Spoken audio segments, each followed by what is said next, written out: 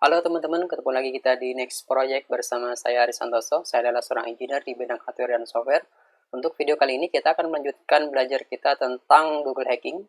Dan kita akan membahas keyword yang bernama InTitle. InTitle ini sebenarnya berkaitan dengan judul dari artikel yang ingin kita cari.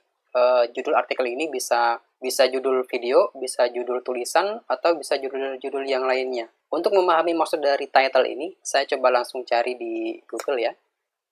Contohnya misalkan uang ya, uang. Dari hasil pencarian ini kita akan melihat artikel biasanya, ada video atau yang lainnya.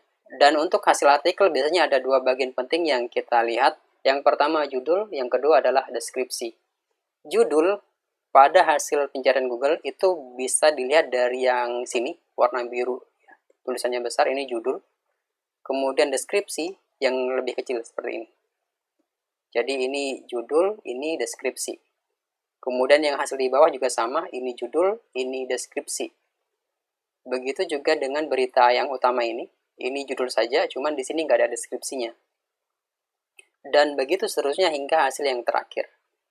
Kemudian untuk melakukan pencarian dengan InTitle ini, kita bisa langsung menyisipkan perintah atau keyword InTitle di depan kata kunci yang ingin kita masukkan.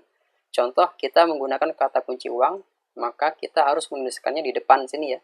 InTitle, titik 2, dan tidak boleh ada spasi. Kalau ada spasi nanti dianggap bukan bagian dari InTitle nantinya. Coba akan saya enter. Jadi hasil yang dimunculkan oleh Google adalah semua artikel atau tulisan yang di bagian judul atau title-nya itu berisi kata uang. Contoh ini ya, di sini ada gambar uang, di sini uang, di sini uang juga, ini uang. Jadi yang tidak ada uangnya di bagian judul itu tidak akan ditampilkan. Bahkan kita bisa melakukan pencarian yang lebih spesifik. Misalkan saya ingin mencari tulisan di judul dengan kata-kata gambar uang. Kita bisa menuliskannya dengan tanda kutip seperti yang kita pelajari sebelumnya. Misalkan gambar spasi uang. Ini tidak boleh dipisah ya. Jadi kalau misalkan kita menggunakan tanda kutip ganda begini, itu dianggap satu kata. Kita enter.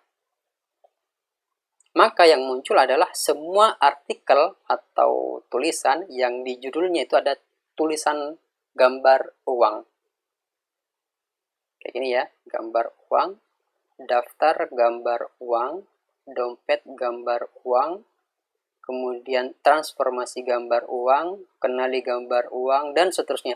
Yang semuanya itu adalah artikel atau tulisan yang di bagian judulnya itu berisi kata-kata gambar dan uang. Itu contoh. Kemudian di dunia misalkan security, kita bisa menggunakan perintah InTitle ini untuk memfilter atau mencari halaman-halaman tertentu pada suatu website misalkan. Contoh, saya ingin mencari halaman website yang berisi login. Jadi kita bisa menuliskan begini, login. Kayak gini ya, ini loginnya Google ya. Ini login ke Gmail, ini login Google, ini login ke Kemdikbud.go.id, ini login ke Shopee, ini login ke ppni.ina.org, ini login ke LinkedIn, ini login ke UNHCID, ini login ke Mobakap.go.id. Jadi, untuk perintah title ini sangat penting sekali karena kita bisa langsung menuju ke halaman-halaman tertentu dengan title-title yang tertentu juga. Contoh, title ini juga bisa kita gabungin dengan perintah site yang sebelumnya sudah kita pelajari.